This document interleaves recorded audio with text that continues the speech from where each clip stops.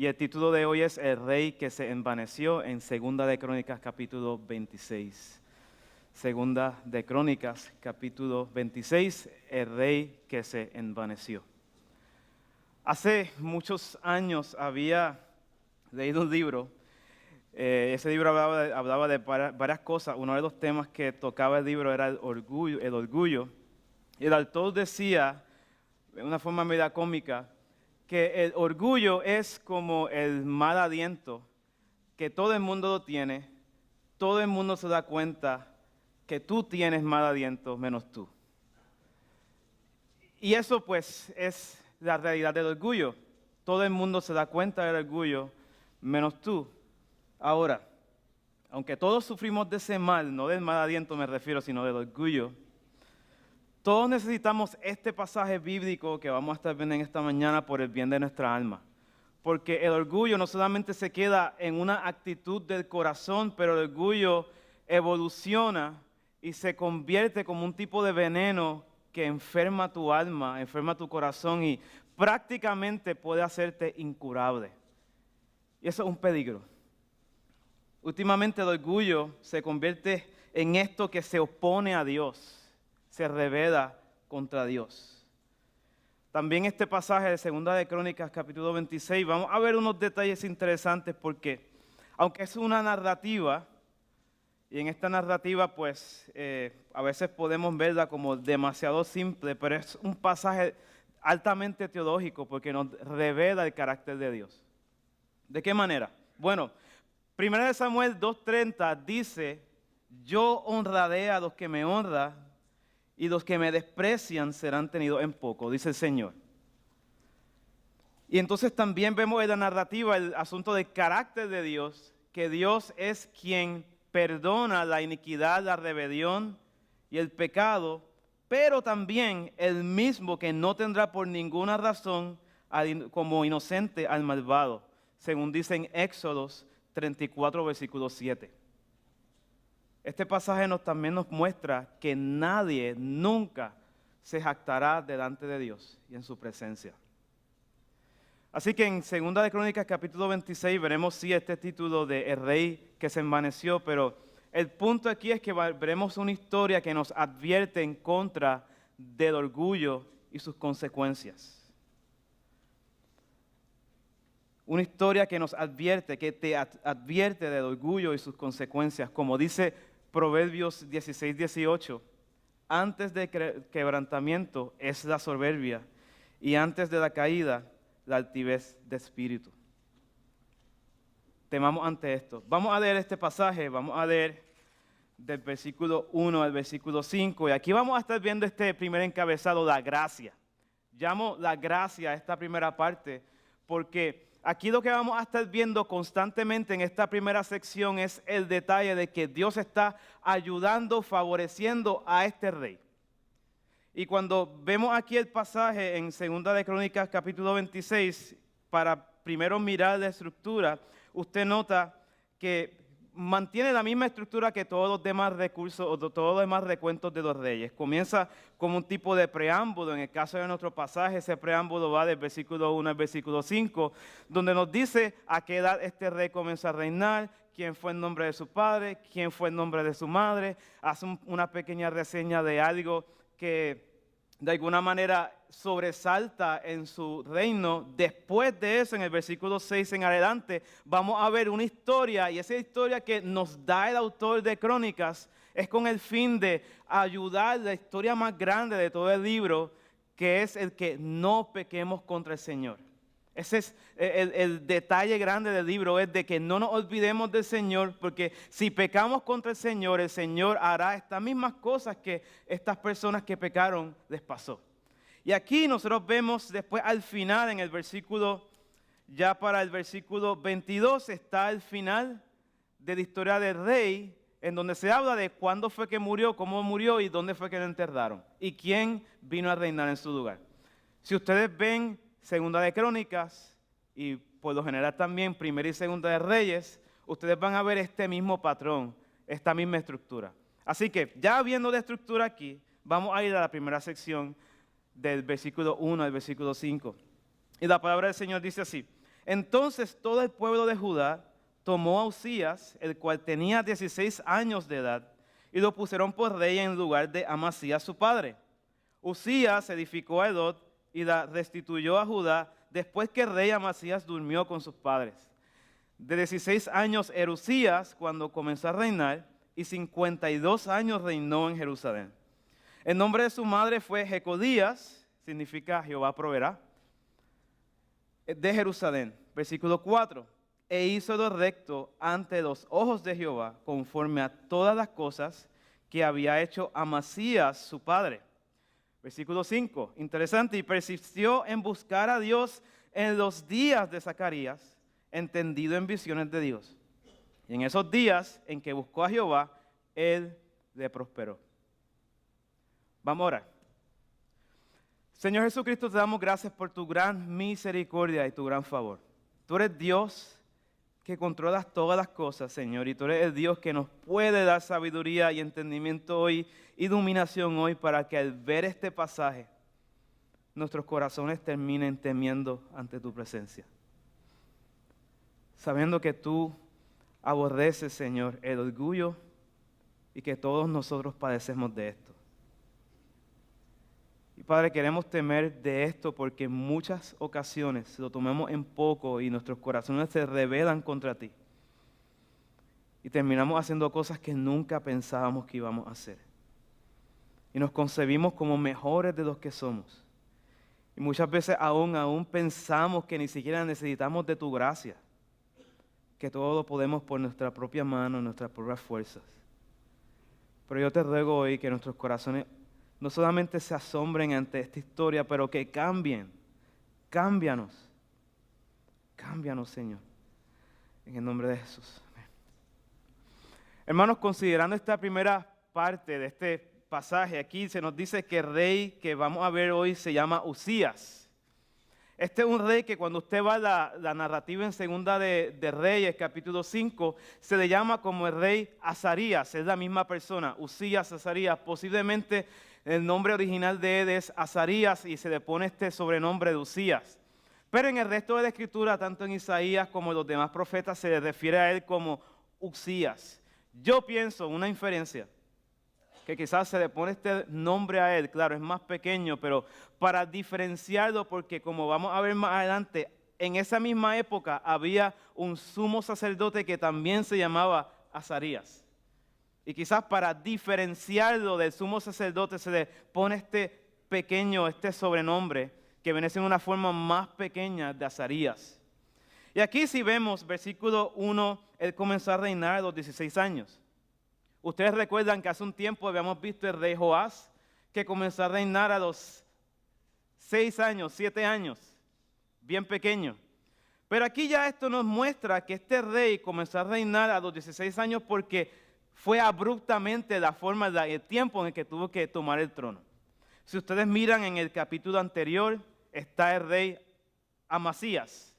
El rey Amasías fue el hijo de Joás, que habíamos visto hace un tiempo. Joás fue el rey que comenzó bien y terminó mal, si ustedes se recuerdan de ese sermón. Pero aquí Amasías se nos dice en el versículo 2 del capítulo 25 que él hizo lo recto ante los ojos de Jehová, aunque no de perfecto corazón. Es bien interesante eso, no de perfecto corazón. Por lo general, cuando vemos las narrativas de los reyes, vemos que dice que el rey hizo lo malo ante los ojos de Jehová, o que hizo lo recto ante los ojos de Jehová, como David su padre. Pero aquí vemos que Amasías hizo lo recto ante los ojos de Jehová, aunque no de corazón perfecto. ¿Por qué? Si ustedes ven luego este capítulo, este rey fue a pelear contra los edomitas, el pueblo de Edom en el sur. Él los venció, Dios le dio una victoria. Hay muchos detalles más ahí, pero para ir al punto, Dios le dio la victoria contra los edomitas. Pero el rey, muy cabezón, después de haber vencido a este pueblo, él viene y agarra a los ídolos que no pudieron salvar a los de Edom, los agarra, se los trae a su casa y se postra ante él. Y entonces viene un profeta y le dice, si ustedes miran, por ejemplo, el versículo 14, volviendo luego a Amasías de la matanza de los edomitas, trajo también consigo los dioses de los hijos de Seir, y los puso ante sí por dioses, y los adoró, y les quemó incienso. Por eso se encendió la ira de Jehová contra Amasías, y envió un profeta que le dijo, ¿por qué has buscado los dioses de otra nación, que no libraron a su pueblo de tus manos? Y mira lo que él responde. Te han puesto a ti por consejero de rey. Imagínate, este rey piadoso lo confrontan y el tipo, en vez de arrepentirse, decide, tienes razón, estoy haciendo una locura. Estoy adorando ídolos que no pueden salvar. Viene y rechaza la corrección de este profeta y lo manda. ¿Qué sucede? El profeta le dice, yo sé que Dios te ha puesto a ti para tu destrucción. No te preocupes, eventualmente Dios hará cargo de ti. Y termina la historia de este rey de una forma muy triste. Este rey, se levantaron sus siervos, hicieron conspiración contra él, lo mataron. Y entonces, cuando lo matan, ya es que comienza a reinar el rey Uzías. Y si volvemos al capítulo 26, dice que el pueblo tomó a Uzías, dentro de todos los hijos que Amasías tenía, lo pusieron a él por rey. Y se nos dice en el versículo 2 que Uzías edificó a Edot. ¿Por qué esto es importante? Edot era una ciudad portuaria en la región de Edom. Una ciudad que si tú tienes, digamos, si tú tienes esa ciudad bajo tu control, tú controlas todo el mercado. Entonces él tomó dominio de esa ciudad y la edificó. Y claro que sí, él tiene control del mercado en toda la región, pero también le sirve como una fuente de enriquecimiento. Y esto es clave, porque todo lo que vamos a ver en la vida de Uzías es gracia. Dios lo está ayudando. Dios le permite a él tomar este pedazo de tierra para que él pueda prosperar. La pregunta es, ¿qué él va a hacer con esa prosperidad? Pero vamos a seguir viendo aquí en el versículo 3, dice que comenzó a reinar cuando tenía 16 años, y reinó por 52 años en Jerusalén, que este es el segundo rey que más tiempo reinó. El primer rey, el rey que más tiempo gobernó fue Manasés, que lo habíamos visto hace un tiempo. Versículo 4 dice, e hizo lo recto ante los ojos de Jehová, conforme a quién, conforme a David su padre, conforme a su padre Amasías. Y esto ya nos dice la calidad de su fe. Y el versículo 5 nos dice que él persistió en buscar a Dios en los días de Zacarías, entendido en visiones. Este profeta en particular no estamos muy claros de quién hubiese sido él. No es el Zacarías que está que tiene ¿verdad? Tenemos en la sección de los profetas menores, pero es otro profeta que estuvo en ese tiempo. Ahora, durante ese tiempo fue que el rey Uzías estuvo buscando al Señor. Y esto que ya nos dice que su fe fue una fe temporal, una fe que no fue fiel hasta el final. Vamos a seguir ahora en el versículo 6, en la próxima sección, y quiero de nuevo que en esta sección ustedes puedan ver la gracia de Dios sobre este rey. Versículo 6 dice, y salió y peleó contra los filisteos, y rompió el muro de Gat, y el muro de Jabnia, y el muro de Asdod, y edificó ciudades en Asdod, y en la tierra de los filisteos. Dios le dio ayuda contra los filisteos y contra los árabes que habitaban en Gur-Baal y contra los amonitas. Y dieron los amonitas presentes a Uzías y se divulgó su fama hasta la frontera de Egipto, porque se había hecho altamente poderoso. Edificó también Uzías torres en Jerusalén, junto a la puerta del ángulo y junto a la puerta del valle y junto a las esquinas, y las fortificó.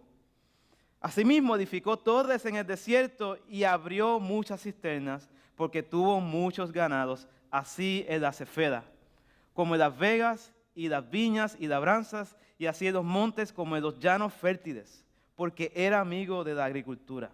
Versículo 11. Y tuvo también Uzías un ejército de guerreros, los cuales salían a la guerra en divisiones, de acuerdo con la lista hecha por mano de Jehiel, escriba, y de Maasías, gobernador, y de Ananías, uno de los jefes del rey. Todo el número de los jefes de la familia, valientes y esforzados, eran 2,600. Y bajo la mano de estos estaba el ejército de guerra de 307,500 guerreros poderosos y fuertes para ayudar al rey contra los enemigos. Versículo 14. Y Uzías preparó para todo el ejército escudos, lanzas, yelmos, coseletes, arcos y hondas para tirar piedras. E hizo en Jerusalén máquinas inventadas por ingenieros para que estuviesen en las torres y en los baluartes para arrojar saetas y grandes piedras. Y su fama se extendió lejos, porque fue ayudado maravillosamente hasta hacerse poderoso. Quizás usted está ahora como que, wow, demasiados versículos, demasiados detalles, pero esto es bien sencillo. Vamos a quebrar esto. Primero, ustedes pueden notar que aquí hay como una idea tipo sándwich. En el versículo, vamos a ver aquí en el versículo 7, dice Dios le dio ayuda. Y luego vemos al final, en el versículo 15, fue ayudado maravillosamente. Aquí vemos esta idea de la gracia de Dios en todas las cosas que el rey Uzías estaba haciendo. Pero mira la prosperidad inusual que Uzías tuvo. Nos dice primero que él peleó contra los filisteos. Los filisteos eran un pueblo que estaba al oeste de Israel, hacia el mar. Y era un pueblo que ellos siempre fueron un dolor de cabeza para el pueblo de Israel. Aunque ellos tenían menos tierra, eran más fuertes, tenían mejor tecnología y eran difíciles de sacar. Ellos no solamente los venció, pero él fue a ciudades importantes de los filisteos, las destruyó y edificó y estableció allí su gobierno. Pero luego nos dice que no solamente hacia el oeste, sino que también hacia los árabes que estaban en el sur, en Gulbaal. También hacia el sur, él dominó, expandió su reino. Y hacia el este también con los amonitas. Así que en cuestión de la expansión de su territorio, hacia donde él podía expandir, porque hacia el norte no puede, porque eso Israel no le puede quitar la tierra de Israel, pero él expandió su territorio. Luego después vemos acá que su fama se divulgó por todos lados, hasta Egipto. Egipto siendo un superpoder en ese tiempo. El tipo era famoso, la gente lo conocía. Y nos dice aquí que él se hizo altamente poderoso. Versículo 9 se nos dice que aún dentro de Jerusalén él pudo reedificar la ciudad y fortalecerla. Y esto nos dice que sobre él probablemente no había el yugo de ninguna otra nación sobre el pueblo de Judá. Porque si digamos el pueblo de Asiria o algún otro estuviera dominando, no le iba a permitir que ellos fortalecieran la ciudad. Pero ellos tenían el poder y la autoridad y la libertad de poder fortalecer su ciudad en cuestión de que si venía algún enemigo ellos pudieran defenderla. Y nos dice que edificó torres, edificó cisternas, pero también en la economía se nos dice que tuvo mucho ganado. Estamos aquí hablando del ganado de las vacas y las ovejas, no de otro tipo de ganado. Y aquí nosotros vemos también que aún con las plantas, con las cosechas, él tuvo prosperidad. Dios le permitió tener gran prosperidad económica. Y aquí se nos dice luego en el versículo 11, su ejército. Tuvo un gran ejército, fue poderoso. Y quizás para nosotros se nos hace un poco difícil entender cuál es la relevancia de estos números, pero cuando comparamos los números del ejército del rey Uzías con el número del ejército que tenía el rey David, por ejemplo, en Primera de Crónicas 11, del 10 al 47, se nos dice que David tuvo alrededor de 30 valientes. ¿Cuántos valientes tenía Uzías? 2,600. Y luego, de la cifra de los 307,500, que eran hombres experimentados en guerra, él tenía mucho más de lo que David tenía en la misma categoría, según Primera de Crónicas capítulo 27. Y entonces, él tenía un gran ejército, poderoso, Pero el ejército no iba a pelear con palos y escobas. Él le dio a cada uno su arma. Así que para eso había que tener plata, había que tener dinero, había que tener prosperidad para poder armar todo el ejército. Pero en el área de la tecnología, ¿qué hizo Uzías? Aquí se nos dice que él preparó y en Jerusalén fueron inventadas estas máquinas por ingenieros y las pusieron en las torres, estas cosas innovadoras, cosas que en ese tiempo no se podía concebir. Uzías tenía lo último de la tecnología para poder vencer cualquier tipo de ejército. Estaba a la vanguardia. Y finalmente nosotros vemos aquí que él gozó de gran fama porque se había hecho sumamente poderoso, próspero en la economía, en la defensa, en las conquistas, en la tecnología. Aún su fama dentro de Egipto se había extendido. Y hasta este momento, ¿qué es lo que podemos decir al respecto, hermanos? Que había mencionado. Dios fue el que lo ayudó maravillosamente. Y esta palabra maravillosamente también se puede traducir como milagrosamente. Algo que era sobrenatural, difícil de hacer. O sea, no fue que por su propio ingenio había una mano detrás de cada una de las cosas que Uzías estaba haciendo. Y hasta este momento que hemos visto aquí esta gracia, tenemos que considerar una implicación de todo esto para nosotros, para nuestra alma. Santiago 1:17 dice que toda buena dádiva y todo don perfecto desciende de lo alto, del Padre de las luces, en el cual no hay mudanza ni sombra de variación. Esto nos hace pensar en la bondad de Dios, quien es el que todo lo bueno que tú y yo podamos tener proviene de Él. Y es lo mismo que pasó con el caso con el rey Uzías. Pero aquí hay un problema. Aunque Dios tiene el poder para prosperar y también para empobrecer, cuando Dios nos prospera, tenemos tú y yo un problema. Podemos utilizar esa prosperidad como una causa para el orgullo. Por ejemplo, quizás habrán hermanos que hayan estado por momentos, tengan un negocio de vaya bien y se olvidan que fue Dios el que te dio lo que tú tienes.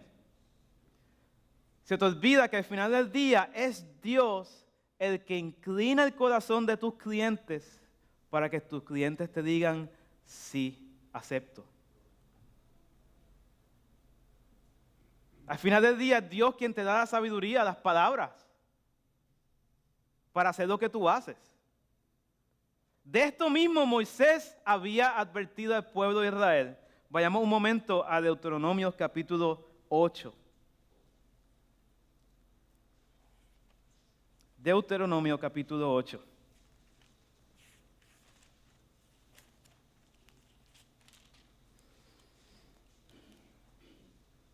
Deuteronomio capítulo 8, versículo 11. Y si usted quisiera en un momento dado estudiar un poco más el Antiguo Testamento, le animo a que lea y relea Deuteronomio.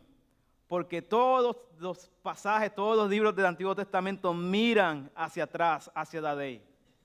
Mirando hacia Cristo, hacia el futuro, pero miran hacia atrás. Y yo creo que lo que le pasó a Uzías tiene que ver con esto. Versículo 11 dice, cuídate de no olvidarte de Jehová tu Dios para cumplir sus mandamientos, sus decretos y sus estatutos que yo te ordeno hoy.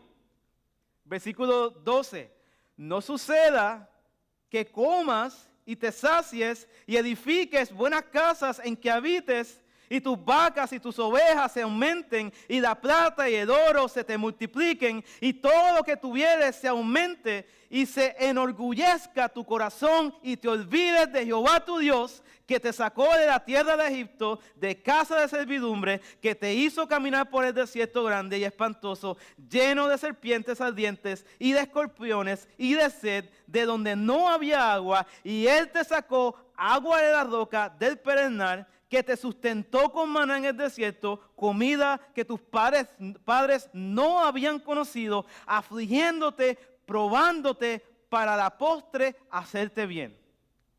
Versículo 17.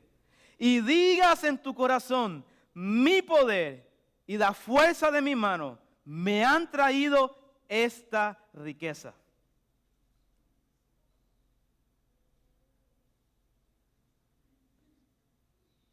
Como dice el refrán, en guerra avisada muere menos gente. Ya Dios había advertido contra esto. Moisés lo había advertido. Cada rey se supone que él hiciera una copia del libro de la ley y la tuviera y cada día la diera. Se supone que estas cosas estuvieran en la mente de Usías. Tú lo sabes. Tú sabes que el orgullo es algo que Dios aborrece, pero se te olvida. Y es aquí la importancia de cada día abrazar la palabra de Dios, meditar, estar como las vacas con la hierba, masticando y masticando y masticando y masticando todo el tiempo, porque somos propensos a olvidarnos de Dios. Pero aquí Dios sabía, Él lo iba a meter en la tierra prometida, lo iba a prosperar, y ellos se iban a olvidar del que los sustentó. El versículo 18 dice, sino acuérdate de Jehová tu Dios, porque Él te da el poder para hacer las riquezas, a fin de confirmar su pacto que juró a tus padres, como en este día. Mas si llegaras a olvidarte de Jehová tu Dios y anduvieses en pos de dioses ajenos y de sirvieres, y a ellos te inclinares, yo lo afirmo hoy contra vosotros, que de cierto pereceréis. Como las naciones que Jehová destruirá delante de vosotros, así pereceréis, por cuanto no habréis atendido, prestado atención a la voz de Jehová, vuestro Dios. Y hermanos, aquí entre nosotros hay gente que de momento ha estado orando por un trabajo, ha estado orando por una esposa, por salud, y viene Dios te lo da. Y ahora que tiene trabajo, pues no tengo tiempo para Dios. Se pegaron el dadoto y ni de Pastor Sánchez se acordaron. Tienen esposa y ahora, mira, ni gracias a Dios. Se olvidan. Y esto es un peligro porque Dios es un Dios de gracia. Pero tú y yo tenemos la propensidad de, como nos dice Romanos 2, en vez de utilizar la gracia y la misericordia de Dios como una razón para apartarnos del pecado, utilizamos la gracia como razón para el pecado. O sea, Dios perdona. Y tú dices, bueno, pues voy a pecar hoy y después le pido perdón a Dios. Pero es que tú no sabes. Tú no sabes del día de mañana. Si Dios te perdonó hoy, es para que hoy te apartes del pecado, no para que digas, mañana lo vuelvo a hacer y mañana pido perdón de nuevo. Como hizo Sansón. Ah, sí, le voy a decir aquí, le digo, para que se esté quieta la muchachita esta, y me escapo de nuevo, como siempre. Y me escapo de nuevo, como siempre, hasta que de momento le cortaron el pelo ya. Fue muy tarde. Déjame darte otro ejemplo. Me acuerdo en la clase de Lucas. Nosotros estábamos, creo que en la clase de hebreo, y él nos había dado una tarea de traducción a los estudiantes. Y pues ya llega un momento dado donde tú como te acostumbras al ritmo, ya tú sabes, entonces qué es lo que va a pasar. Y dices, pues ya yo traduje hoy, entonces pues no tengo que terminar de traducir el versículo porque el capítulo, porque la próxima clase le toca a fulano y mengano. Y pues ya a mí no me va a tocar, así que te pasó. Y entonces, de momento tú te confías. Hiciste la tarea a medias. Y viene Lucas y dice, ok, hermanos, está bien. ¿Cuántos hicieron la tarea completa? Tú. Bueno, se supone que eres cristiano y estás en el seminario, no vas a mentir. ¿Verdad? Y de momento dice no, y el otro, sí, 50%. Y Lucas dice, la tarea era hacerla completa. Y entonces, pues hay el riesgo de reprobar la tarea. Pero viene Lucas y dice, ok, les voy a dar la oportunidad a aquellos que no la tradujeron completo, el capítulo completo, que lo traigan escrito la semana que viene. Ese día, en el caso de la mente de Roberto Cora, lo que Roberto Cora dijo, esto no me vuelve a pasar. Jamás. Y en el resto de las clases que tomé con Lucas, nunca lo volví a hacer. Pero hubo compañeros de clases que estuvieron conmigo ese día que no aprendieron. Y quizá ellos pensaron, Lucas va a ser misericordioso de nuevo. ¿Y sabes qué? No. La misericordia y la gracia era para que tú hicieras lo bueno. Pero hermanos, precisamente esto que vimos aquí en Deuteronomio es lo que nos lleva a la segunda porción de nuestro pasaje. Vamos de nuevo a 2 de Crónicas, capítulo 26, y aquí, en la próxima sección, el versículo 16 en adelante, me siento un poco como la Rosa de Guadalupe, que dice, acompáñame a ver esta triste historia. Pero el punto aquí, quiero que se rían, porque lo que va a haber ahora, hermanos, es para llorar. Es literalmente para llorar. Es sumamente triste. Si hemos visto la gracia, ahora vamos a ver la desgracia.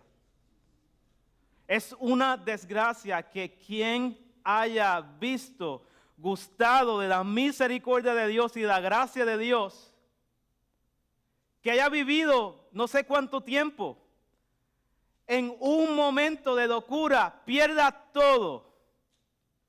Y esto es lo que le pasó al rey Usías. Versículo 16. Mas cuando ya era fuerte y su corazón se enalteció para su ruina, porque se rebeló contra Jehová su Dios, entrando en el templo de Jehová para quemar incienso en el altar del incienso. Y entró tras él el sacerdote Azarías y con él 80 sacerdotes valientes varones. Y se pusieron contra el rey Usías y le dijeron, no te corresponde a ti, oh Usías, quemar incienso a Jehová, sino a los sacerdotes, hijos de Aarón, que son consagrados para quemarlo. Sal del santuario, porque has prevaricado y no te será para gloria delante de Jehová tu Dios. Entonces Usías, teniendo en la mano un incensario para ofrecer incienso, se llenó de ira, y en su ira contra los sacerdotes, la lepra le brotó en la frente delante de los sacerdotes en la casa de Jehová, junto al altar del incienso. Y le miró el sumo sacerdote Azarías y todos los sacerdotes, y aquí la lepra estaba en su frente, y le hicieron salir apresuradamente de aquel lugar. Y él también se dio prisa a salir, porque Jehová lo había herido. Así el rey Usías fue leproso hasta el día de su muerte, y habitó leproso en casa apartada, por lo cual fue excluido de la casa de Jehová. Y Jotán su hijo tuvo cargo de la casa real, gobernando al pueblo de la tierra.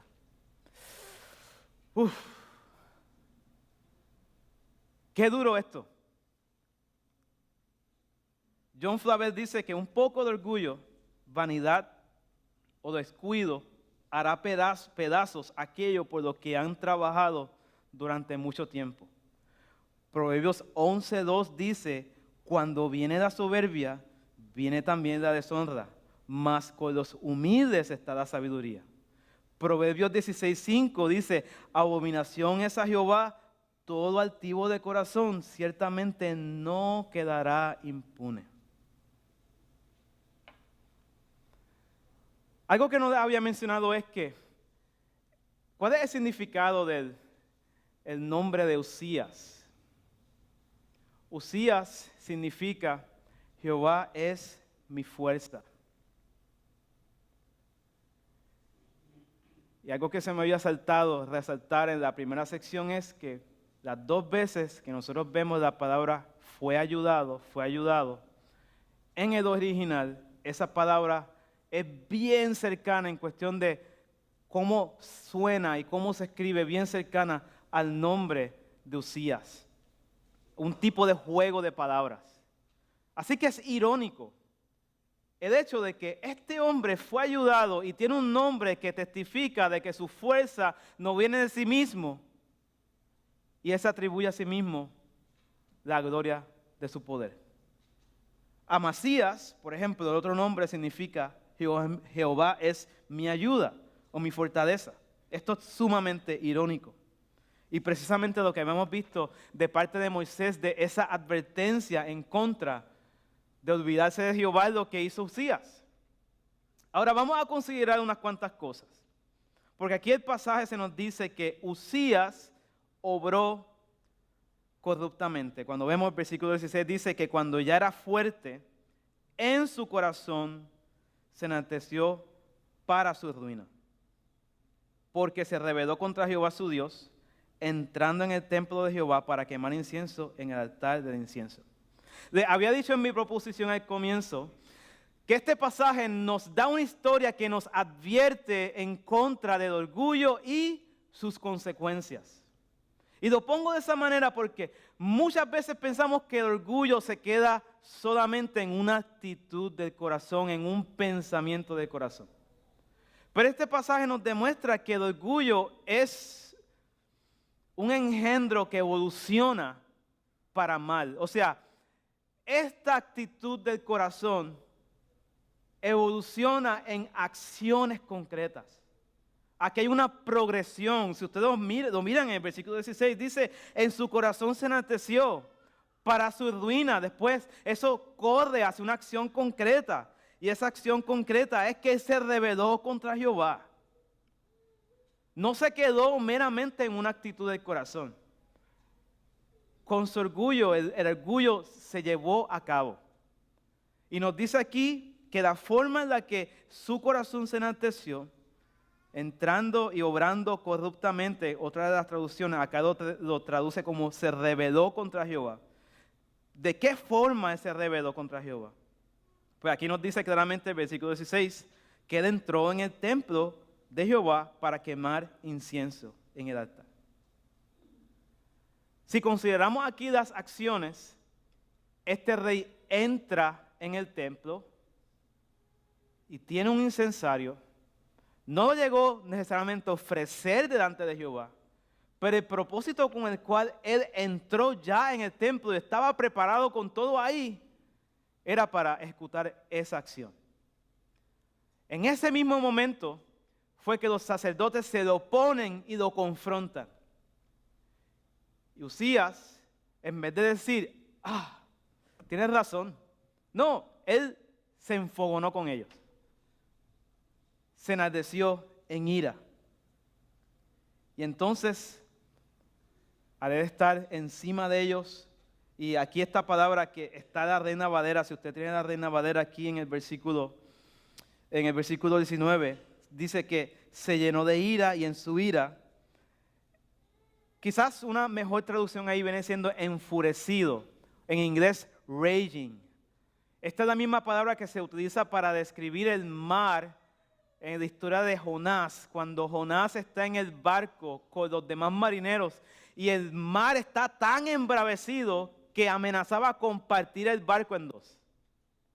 Y así estaba este tipo así, botando, me imagino, sapos y culebra, insultando a los sacerdotes, diciéndoles de todo. Quizás diciéndoles, ¿cómo se atreven? Yo soy el rey, mira de toda mi gloria. Y en esa ira, en ese mismo momento, el autor es bien enfático en decirnos que no es que Uzías ya tenía lepra, no es que Usías después de salir, él desarrolló lepra.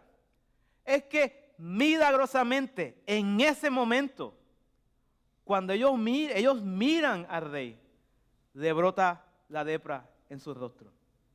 Y salen apresuradamente y como consecuencia, él fue cortado del pueblo. Así que ya vimos esa primera cosa de cómo es que él obró corruptamente. Pero hay una segunda pregunta que tenemos que considerar. Quizás es la que tú te estás preguntando. ¿Cuál es el problema de ofrecer un incienso en el altar? O sea, ¿cuál es el big deal con eso? O sea, ¿por qué tanto show, tanto drama? Bueno, déjame decirte, hay por lo menos 3 cosas que necesitamos considerar. 3 cosas que quizás, no que quizás, sino que ofenden a Dios. Primero, en 2 de Reyes, capítulo 15, no tienen que ir allí, pero esa es la narrativa paralela a este pasaje de 2 de Crónicas 26. 2 de Reyes es mucho más breve en su narrativa, pero una de las cosas que resalta que Crónicas no menciona es que aunque él hizo lo recto delante de Jehová, más o menos ahí, los altares y los lugares altos no habían sido quitados.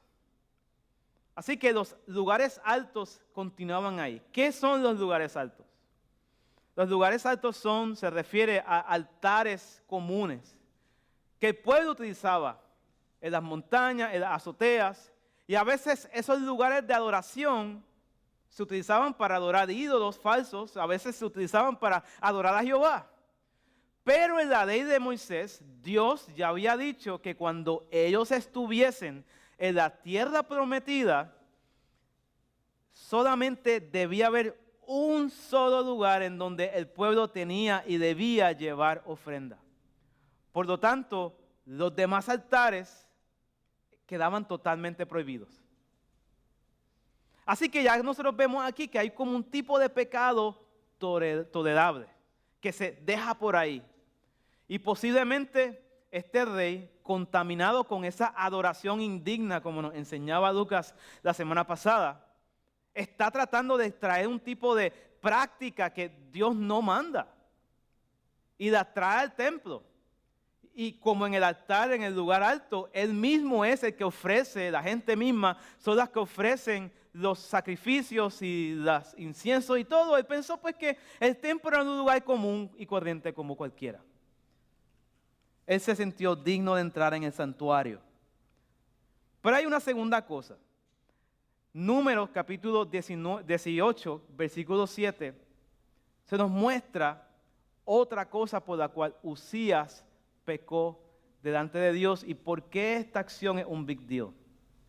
Números 18, versículo 7 dice, mas tú y tus hijos, esto es Moisés, Dios hablando a Aarón, mas tú y tus hijos contigo guardaréis vuestro sacerdocio en todo lo relacionado con el altar y el velo de adentro y ministraréis.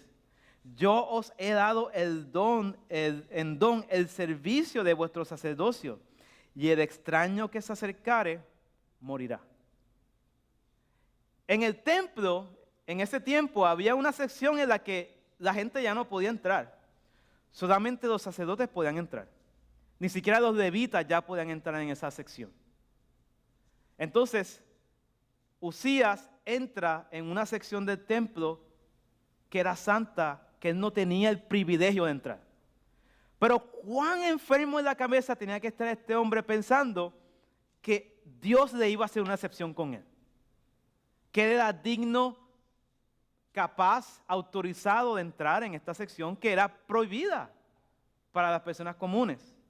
Y el pasaje claramente nos dice que el extraño que se acercare morirá. Nadie más que los sacerdotes podían entrar al lugar santo. Pero este hombre entra ahí. Y si usted quiere anotar, por ejemplo, Éxodo 30, del 7 al 8, también Números 16:4 nos habla de nuevo de lo mismo. Pero yo creo, hermanos, que esta tercera consideración es quizás la que más ofende a Dios. ¿Por qué lo que Usías hizo es un big deal? Lo más grave que Usías hizo es que él pensó que él se podía acercar a Dios sin un intermediario. ¿Por qué hay sacerdotes? Porque Dios dice, yo voy a tratar con el pueblo. En el Antiguo Testamento, yo voy a tratar con el pueblo, pero no directamente. El sacerdote va a ser intermediario entre tú y yo. Así que si tú vas a ofrecer ofrenda, el sacerdote tiene que estar ahí para ofrecerla y él va a orar por tu perdón. Usías pensó que él era suficientemente puro para presentarse delante de Dios sin necesidad de un sacerdote que haga expiación por él. Y esto es grave, porque insulta la santidad de Dios. Insulta a Dios. Esto es lo mismo que si hoy alguien dice que no necesito de la sangre de Cristo porque yo no fumo, no bebo, no bailo. Pastor, no nos hable más del evangelio, ya sabemos eso. Eso, o sea, yo el evangelio cuando me convertí hace muchos años, ya háblenos de otras cosas, así hay gente que hace. Cristo, no, o sea, el Padre, yo con mis obras, bueno, yo soy bueno. Eso insulta a Dios. El autor de Hebreos nos advierte y nos dice, ¿cuánto mayor castigo pensáis que merecerá el que pisoteara al Hijo de Dios y tuviera por inmunda la sangre del pacto en la cual fue santificado e hiciera afrenta al Espíritu de gracia? Hermanos, la palabra es clara. Nadie se puede acercar al Padre si no es por el Hijo. Tú no puedes estar en Cristo, con el Padre bien si no estás en Cristo.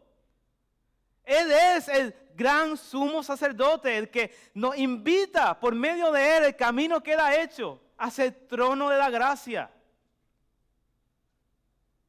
Nos dice también en 2 de Corintios capítulo 5, 21, que es por su justicia que nosotros ahora somos aceptos en Dios.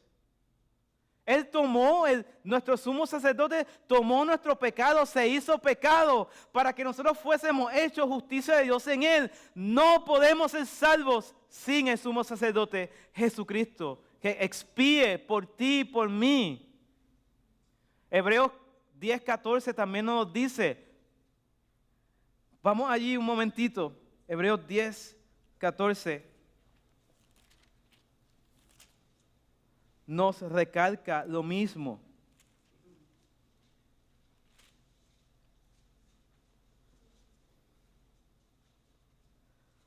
Porque con una sola ofrenda hizo perfectos para siempre a los santificados.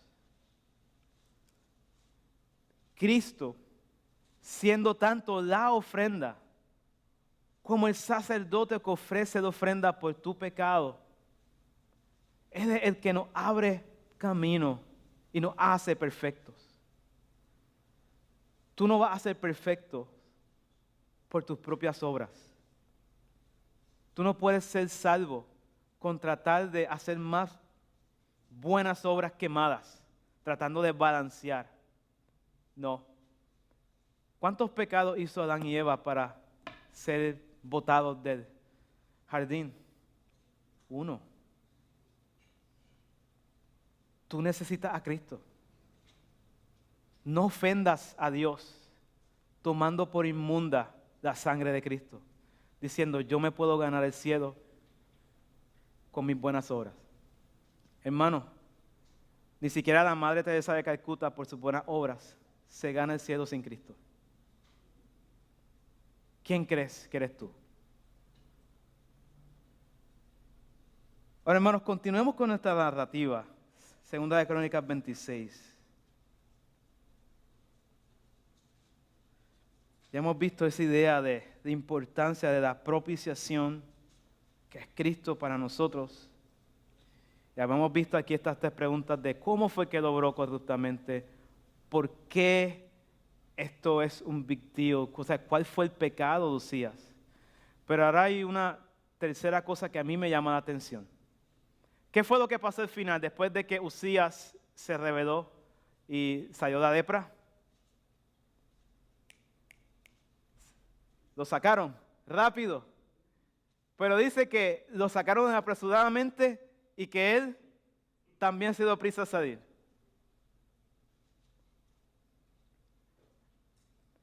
Claro está, los sacerdotes lo sacan porque él entró en un lugar donde no se supone que él entrara. Y también los sacerdotes lo sacan porque al Uzías ahora tener lepra, automáticamente se convierte en ¿qué? Inmundo, de acuerdo con la ley mosaica. El que tenga lepra, fuera del campamento. Claro, ellos podían ser contaminados con él y él podía contaminar el templo. Pero a mí me parece que los sacerdotes aquí ellos se friquearon, se asustaron muchísimo. ¿Por qué ellos se asustaron? Dios había herido a Uzías con lepra, pero tú sabes que Dios pudo haber matado a Uzías allí. Lo vimos en el pasaje, que extraño que se acercare morirá.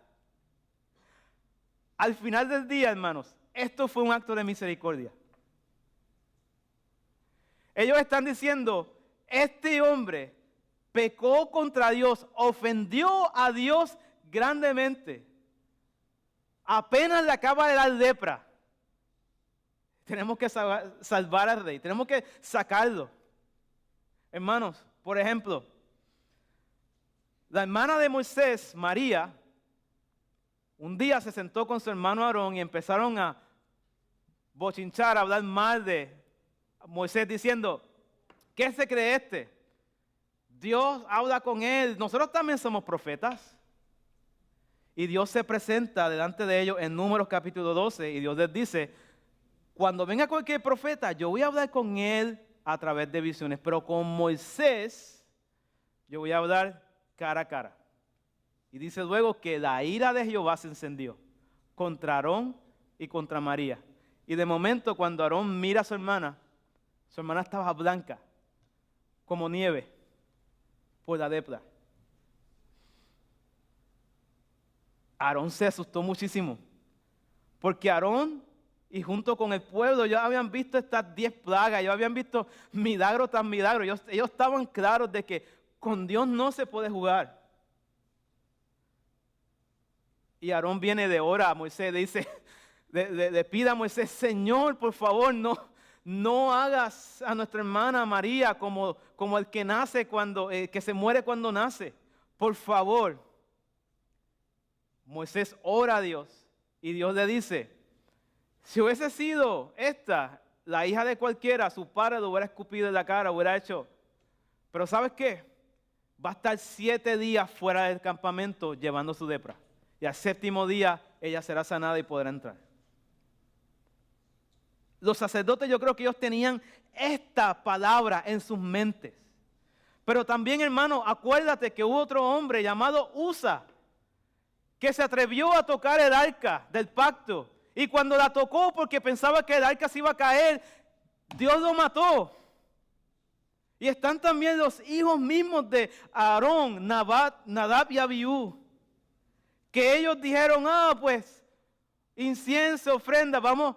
Ellos tomaron fuego extraño y lo presentaron delante de Jehová. Levítico 10, del 1 al 3 dice, Nadab y Abiú, hijos de Aarón, tomaron cada uno su incensario y pusieron en ellos fuego sobre el cual pusieron incienso y ofrecieron delante de Jehová fuego extraño que él nunca les mandó. Y salió fuego delante de Jehová y los quemó y murieron delante de Jehová. Entonces dijo Moisés a Aarón, esto es lo que habló Jehová diciendo, en los que a mí se acercan, me santificaré y en presencia de todo el pueblo seré glorificado. Y Aarón cayó. Hermano, Uzías pensó en su orgullo, que ya que todo le salía bien siempre, podía tener el privilegio de desobedecer a Dios, desobedecer su ley, y que todo le iba a salir bien. La historia nos testifica lo contrario. Nunca ha habido una persona que ha hecho lo malo delante de Jehová y haya salido bien. Nunca. ¿Quién se creía Uzías? Que tendría el privilegio de pecar y que Dios iba a decir, ¡ja, ja, está bien! No. Hermanos, hay otra consideración que me llama la atención de todo este pasaje. Aquí tristemente nosotros, cuando vimos la reacción de Uzías, cuando Uzías es confrontado por los sacerdotes, ¿cuál es la reacción de Uzías? Se postró él delante del Señor pidiendo misericordia, diciendo, entré en el templo. ¿Qué él hizo? Ese enfogonó, se iró, se puso bravo. Yo creo que si Uzías hubiese arrepentido en ese momento, la historia hubiese sido bien distinta. O sea, compara esto. David pecó adulterando con Betsabé. El profeta Natán va y lo confronta. Hace ahí el profeta Natán un cuentito a David y David dice, ese hombre merece morir. Y Natán le dice, tú eres ese hombre. Y David, ¿qué hace? Se enfogonó. Se arrepintió. Tenemos el Salmo 51 ahí que te muestra su arrepentimiento genuino. Pero aquí vienen los sacerdotes, 80 hombres valientes, y lo confrontan. Y el rey no se arrepiente. Y aquellos que no se arrepienten reciben el castigo de su pecado. Y hermanos, hay otra última cosa aquí en esta porción. Si ustedes se miran, él llegó a ser leproso y estuvo leproso hasta su muerte. Y a mí me llamó la atención este detalle. Ok, él estuvo leproso, versículo 21, hasta el día de su muerte, y habitó leproso en casa apartada. ¿Por qué tiene que estar en una casa apartada? Porque la lepra, perdón que no le expliqué antes, la lepra es una condición que ya ahora mismo no existe mucho, pero en ese tiempo era muy común, de la piel, degenerativa, se ponía la piel allá. O sea, si usted busca en Google fotos de lepra, no va a poder ni almorzar. O sea, horrible, la piel se le pone toda deforme, y las personas pierden la sensación en el cuerpo y entonces se rascan y se queman, no sienten. Y entonces se pueden contagiar a las demás personas con esa condición de piel. Pero él queda excluido en una casa apartada, por lo cual fue excluido de la casa de Jehová, o porque fue excluido de la casa de Jehová. Y esto resalta el porque. Aquí la Reina Valera lo traduce porque, por lo cual. Yo creo que quizás podemos ver aquí porque creo que fue excluido de la casa de Jehová. Porque vemos que nuestra relación con Dios, sea cual sea, si sea que estamos en comunión con Dios, o sea que estamos en enemistad con Dios, tu relación con Dios tiene un efecto real en la vida. La causa por la cual Él fue excluido de la gente fue porque Él fue excluido de Dios. Cortado, separado, rechazado, exiliado, echado fuera. Después de esto se arrepintió Uzías. No lo sé, a mí me parece que no. Porque si se hubiera arrepentido, quizás Dios le hubiera sanado. Y hubiese sido reinjertado otra vez con el pueblo. Pero aquí en su lugar vino a reinar su hijo Jotam. Y fue él estando como rey o gobernante sobre la tierra. Si usted luego ve el capítulo 27, Jotam fue un rey bueno que aprendió de la vida de su padre e hizo lo recto delante de los ojos de Jehová. Pero hermanos, nos quedan unos dos versículos 22, versículo 23. Y aquí termina la desgracia de Uzías. Los demás hechos de Uzías, primeros y postreros, fueron escritos por el profeta Isaías, hijo de Amós. Este Isaías es el Isaías del libro que tenemos aquí en la Biblia, que es un libro de 60 y pico de capítulos. Y se dice aquí en el capítulo 6 del libro de Isaías, que el mismo año en el que el rey Uzías murió, Isaías vio en una visión a Jehová Dios sentado en su trono. Y los serafines, querubines estaban clamando, diciendo, Santo, Santo, Santo. Tenemos situación similar, están dos hombres en un lugar santo. ¿Qué va a pasar aquí? Uno reconoció su pecado. Isaías dice, ¡ay de mí!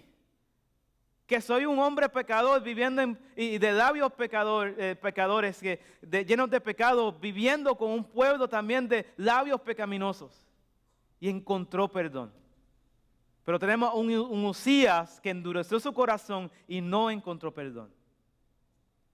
Y aquí nos dice el versículo 23 que durmió Usías con sus padres y los sepultaron. Y nota esto, con sus padres en el campo de los sepulcros reales, porque dijeron, leproso es. Si usted lee luego el libro de Crónicas, si usted presta atención en dónde es que los entierran a cada uno, vamos a ver una relación entre la vida de la persona y en dónde lo entierran. Si la persona por lo general es piadosa, la entierran en el campo de los reyes. Si la persona es malvada, lo entierran por allá lejos.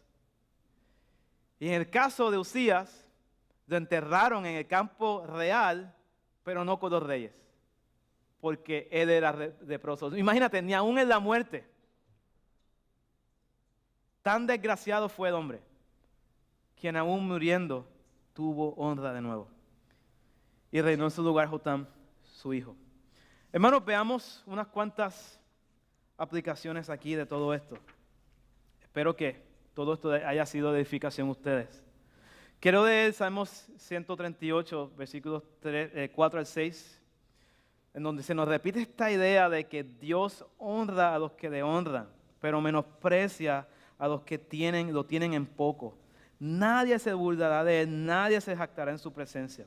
Salmo 138, 4 al 6 dice, te alabarán, oh Jehová, todos los reyes de la tierra. Esto nos habla de la grandeza de Dios, que Él merece alabanza de todo el mundo, de todos los reyes de la tierra. ¿Por qué? Porque han oído los dichos de tu boca y cantarán de los caminos de Jehová. Porque la gloria de Jehová es grande, porque Jehová es excelso y atiende al humilde, mas al altivo mira de lejos. A veces es un poquito difícil leer esto sin cantar el corito de esta canción. Entonces, hermanos, algunas aplicaciones. Primero, guárdate del orgullo. El orgullo que hoy tú lo ves como insignificante, eventualmente, eso te va a morder. Eso va a ir tras de ti y no se va a quedar en lo oculto. Y algo que Pastor Sánchez nos repite una y otra vez, esta idea de, hermanos, tenemos que terminar bien. Termina bien tu carrera. Quizás entre nosotros hay algunos que encuentren una razón de orgullecerse pensando, bueno, ya yo estoy en el ministerio, soy ujier, estoy en el ministerio de música, doy clases. Yo no necesito sentarme a escuchar la predicación.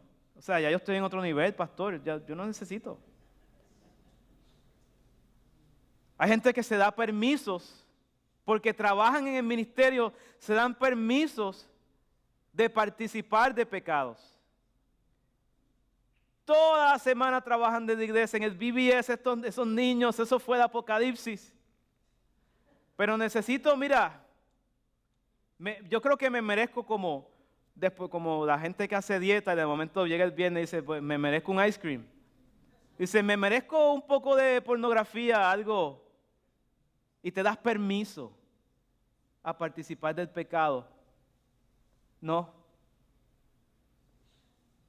Hay veces en donde tú quizás por tu orgullo, porque predicas, porque haces lo que haces, dices, ya yo no tengo que ser tan diligente con la oración, con las disciplinas espirituales, porque es que ya yo tengo muchos años en la iglesia, o sea, y escuchar el sermón, o sea, ya yo sé lo que van a predicar, ya yo he escuchado eso. Hermanos, no. Y si entre nosotros hay alguno que piensa que no necesita escuchar del Evangelio y predicarse a sí mismo el Evangelio cada día, arrepiéntete. No cedas al orgullo. Tú necesitas de un intermediario que se llama Cristo, quien está sentado a la diestra del Padre, intercediendo por ti siempre. Otra implicación, hermano, si un anciano de la iglesia, si un hermano en la fe, te confronta de un pecado, y yo he pecado de esto, hermano, si alguien te confronta de un pecado, no endurezcas tu corazón. No digas, ¿cómo te atreves? Tú no sabes. Hermano, calla, considera. La palabra dice, el hombre que reprendido endurece la cerviz, de repente será quebrantado y no habrá para él medicina. Proverbios 29:1. Proverbios 12:1 dice, el que ama la instrucción ama la sabiduría, mas el que aborrece la reprensión es ignorante. Y finalmente, hermanos, Dios perdona al humilde, pero al orgulloso se queda como culpable porque su mismo pecado le entorpece para alcanzar perdón.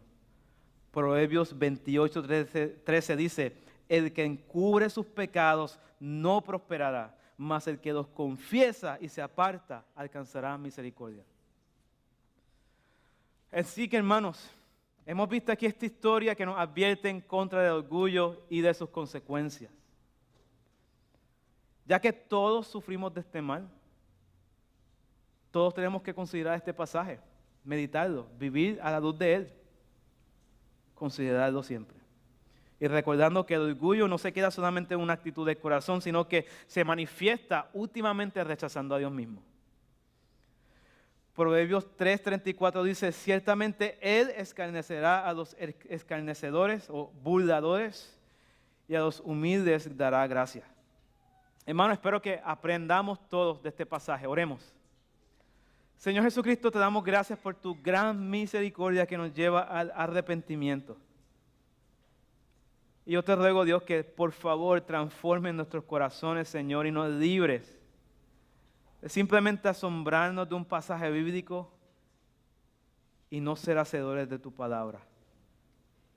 Ay, Señor, nuestro corazón arde y duele porque somos culpables delante de ti. Hemos transgredido mucho, mucho delante de ti, Señor.